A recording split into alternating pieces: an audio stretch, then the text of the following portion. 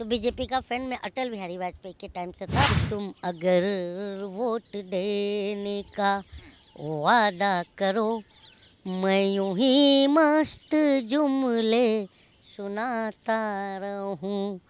तुम मुझे देख कर सिर हिलाते रहो, मैं तुम्हें देख कर बड़बड़ाता रहूं। और आगे कहते हैं कि मैंने हाँ की है गप्पे हजारों, मगर एक उंगली भी तुमने उठाई नहीं। बेच डाला है मैंने सुनहरा वतन, एक शिकन तेरे माथे पर आई नहीं। तुम गधे की तरह बोझ ढोते रहो, मैं पिछले पे चाबुक चलाता रहूं। ऐसे न मुझे तुम देखो, जीएसटी लगा दूंगा, पैसे भी चुरा लूंगा तुमसे और टैक्स भी लगा दूंगा। हम्म हम्म। सोशल मीडिया से मैंने अंधभक्त बनाया है, डेटा फ्री करवा कर फिर उनमें उलझाया है। नहीं दूंगा रोजगार तुम्हें, शमशान पहुँचाऊंगा, पैसे भी चुरा लूंगा तुमसे और टैक्स भी लगा दूंगा। यही तो चल रहा है। ये वाली बीजेपी में जो है ना कि जो कमल है वो अटल जी के साथ ही चला गया। तो बीजेपी को सोचना चाहिए कि पूरी बीजेपी की पार्टी एक आदमी तक सीमित हो जाए तो बीजेपी के लिए खतरा है। क्योंकि मैं इसलिए भी कह रहा हूँ क्योंकि बीजेपी का मैं पहले समर्थक रहा हूँ। अच्छा, जी बीजेपी के समर्थक जी बड़ी बात है। और नहीं, लगातार हकीकत प्रशंसन हर एक हकीकत बात में, हर एक व्यंग में और अपने गाने के पंक्तियों के माध्यम से भी आप व्यंग कर रहे हैं। मोदी के समर्थक रह के मोदी के समर्थक नहीं, बीजेपी की कैंपेनिंग बीजेपी की के है आपने।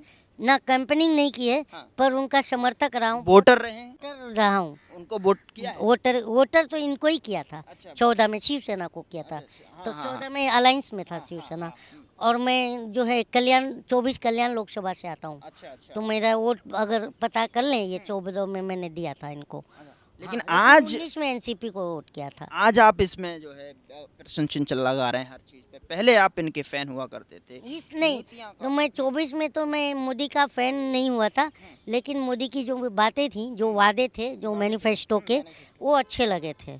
तो मैंने कहा कि नहीं, जब जो है इतना साल कांग्रेस को देख लिया तो बदलाव होना चाहिए, तो हमने बदलाव के अच्छा, वजह कोई से और गाना वोट आपने किया था। लिखा हो और इसमें? लेकिन जब जब जो है अब जो जब आप बोल रहे हैं ना मैं बीजेपी का फ़ैन, तो बीजेपी का फ़ैन मैं अटल बिहारी वाजपेयी के टाइम से था। और अटल बिहारी वाजपेयी को मैं उनके मतलब बहुत सुनता हूँ मैं अच्छा, उस स्पीच। वक्त जब आप और अटल बिहारी वाजपेयी की मैं इसलिए कह रहा हूँ कि बीजेपी एक ही जगह एक केंद्रित हो रही है, वो बीजेपी के लिए खतरा है। वो इसलिए क्योंकि अटल बिहारी वाजपेयी ने कभी पार्टी हाईजैक नहीं करा, ठीक है। कभी भी ये नहीं कहा था, बहुत लोगों ने भाजपा की सरकार बोला जाता था। और मोदी जी उन्होंने शाइनिंग इंडिया का भी नारा दिया था। वो अलग बात है कि लोगों को पसंद नहीं आई। अब ये जो है बीजेपी, ये वाली जो बीजेपी है, ये पार्टी हाईजैक कर रही है। ये वाली बीजेपी में जो है ना कि जो कमल है वो अटल जी के साथ ही चला गया, ओफो, अब इतनी कीचड़ बड़ी बात रह है। गया है। हाँ, अच्छा, आप मुंबई में, महाराष्ट्र में रहे हैं, रहते हैं बल्कि, और वहाँ की सारी चीज़ों को देखा है, फिल्म और वैसे इंडस्ट्री। भी मैं एक बात बताऊं क्या, बीजेपी में बहुत मतलब लीडर हैं जो मेरे को पसंद भी हैं। ऐसा नहीं कि मेरे मेरे कोई जाति दुश्मनी है क्या बीजेपी से, नहीं है। जो तुम वादा की करके सरकार में हथियाए हो जो रास्ते से, अब हम पूछ रहे हैं कि हमारा ये चीज़ कहाँ है, तो हमें तुम गलत क्यों साबित कर रहे हो, मेरा ये सवाल है, पहली बात। और दूसरी बात ये है कि बीजेपी के लीडर्स में मुझे आज देखो सच बोलने वाले जो लीडर्स हैं उन्हें दबाया जाता है, लेकिन मुझे ये भी है कि चलो आज नहीं तो कल इनकी अंतरात्मा तो जागेगी। जैसे नितिन गडकरी जी हो गए, जैसे सुब्रमण्यम स्वामी जी हो गए, और जैसे कि बहुत सारे नेता हैं जो आप फाइंड आउट कर लीजिए, तो उनकी जो बातें हैं, सोच हैं, वो जनता के प्रति होती, लिखने में अच्छा लगता है। अच्छा, आप राइटर हैं, हाँ आप स्क्रिप्ट राइटर हैं। हाँ, इसलिए मुझे कॉमेडियन कहा जाता है। अच्छा, कॉमेडी लिखते हैं कुछ पर आपने? सरकार पर भी कटाक्ष जो है आपने कुछ कॉमेडी। लिखा हो जो तुम्हें, आपको जो याद आ रहा हो, कुछ ऐसा जो कि आप वो और दूर तक गई हो वो आवाज, कुछ ऐसा? आपकी कलम से निकला हो, आपके आपने लिखा हो या बहुत से गई होंगी यार भाई। मैंने तो बहुत पहले भी बहुत सी लिखी हुई है। जब मुझे कुछ दिखता है तब हालात पर लिख देता हूँ। अब कुछ जो अब है इस पर जैसे कुछ कि लिखा हो? ये जब सीए एनआरसी आया था, लोग जगह जगह बैठे थे, तो उस समय मैंने लिखा था कि ये दौरे जहालत है। यहाँ पढ़े लिखे भी अब जाहिल टाइप दिखते हैं। जैसे सरकार का कोई डिफेंड कर रहा है तो कोई सरकार को जो है। अभी आपका गाना मोदी पर लेकर ट्रेंड में चल रहा है, मोदी को लेकर आप बड़ा निशाना मैं पूछ रहा हूँ कि भाई बताइए कि जब आपने मैनिफेस्टो, वही याद दिला रहा हूँ ना, अच्छे दिन 15 लाख, बहुत हुआ नारी परिवार, अब की बार मोदी सरकार, हाँ अच्छे दिन आएंगे, तो वो सारे चीज़ें मैं पूछ रहा हूँ। अब मोदी जी आएंगे तो डॉलर, पेट्रोल, डीजल सब 30 रुपया, 35 रुपया, 40 रुपया हो जाएगा, 100 स्मार्ट सिटी बनेगा। तो जब मैं ये सारी चीज़ें पूछ रहा हूँ तो मुझे क्यों आप गलत कह रहे हो? नहीं नहीं, गलत नहीं कह रहे नहीं, हैं। मैं इनके जो भी हाँ, समर्थक। हाँ, लेकिन आपने आपका जो गाना है वो बेहद पसंद अब किया जा मैं रहा ये है। गाने की जो बात की है ना, तो मैंने इस पे इसलिए मेरे को ध्यान आया क्योंकि मैं देख रहा हूँ कि यार जब भी देखो कि देश में महंगाई है, बेरोजगारी है। महंगाई तो बहुत चरम पर है। गरीब जो है आज के डेट में, मैं आपको एग्जांपल दे दूंगा, आप मीडिया से फिर भी आपको मैं बता भी दे रहा हूँ कि आप इस चीज़ को फाइंड आउट कीजिएगा। जो गरीब गरीब के घर में घुस जाइए खाली कैमरा लेके, तो उसका दोपहर का या रात का खाना देखिए, उसके खाने में या तो सब्जी रहेगा या तो दाल रहेगा, एक चीज़ गायब हो रही है अच्छा। थाली से। क्योंकि वो उतना मतलब ये नहीं अफोर्ड नहीं कर पा रहा है कि दाल, सब्जी, पापड़, अचार जो पहले खाता था वैसा खा ले रोटी के साथ।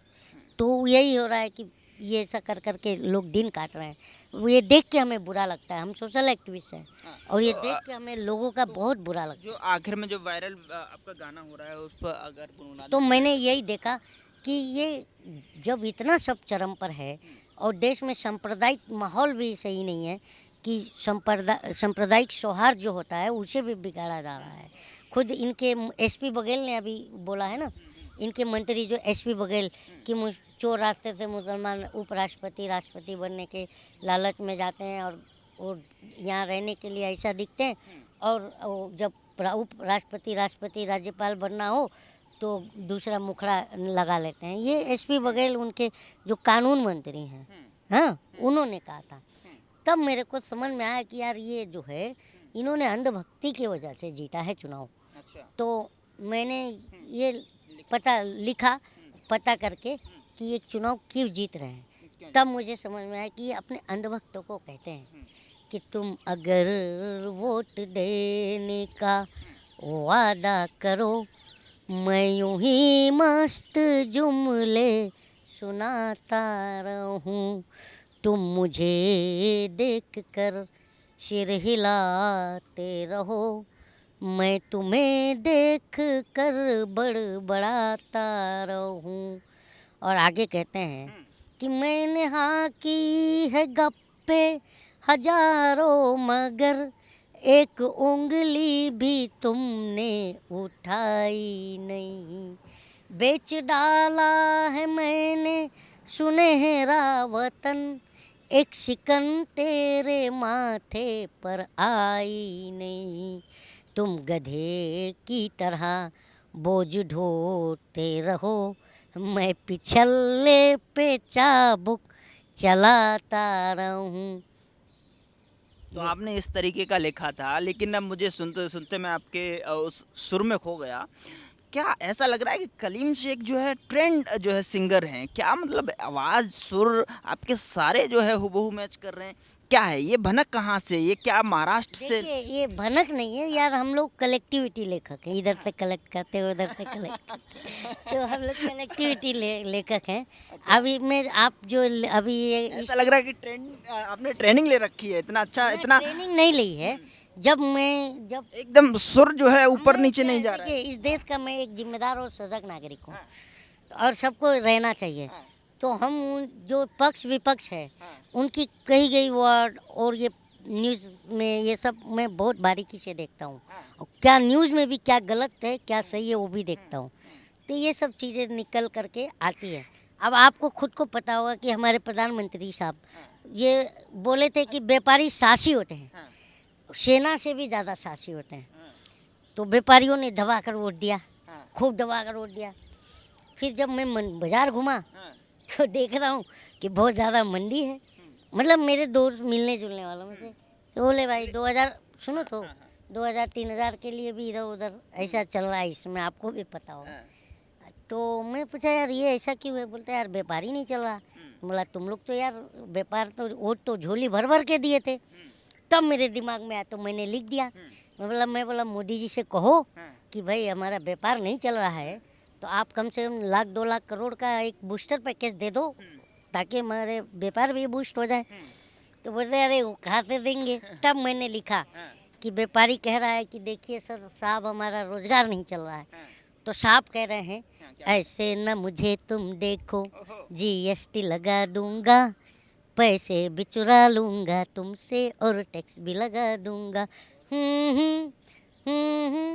सोशल मीडिया से मैंने अंधभक्त बनाया है, डेटा फ्री करवा कर फिर उनमें उलझाया है।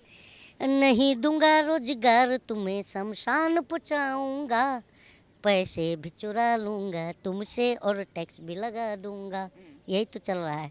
अरे वाह, कमाल कर दिया। आपके स्वर जो है कमाल के हैं। लेकिन आखिरी में मेरा सवाल ये है कि आपकी वीडियो इतनी वायरल हो चुकी हैं और आपको भी लगता होगा। मुझे नहीं पता है, कपिल शर्मा तो एक बहुत महान आदमी है।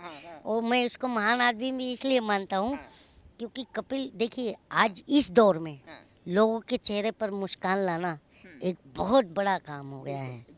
क्योंकि अब लोगों ने मुस्कुराना छोड़ दिया है, क्योंकि वो अपनी जो बुनियादी जो ज़रूरतें हैं उसमें इतना खो गए हैं कि लोग हंसना भूल गए हैं।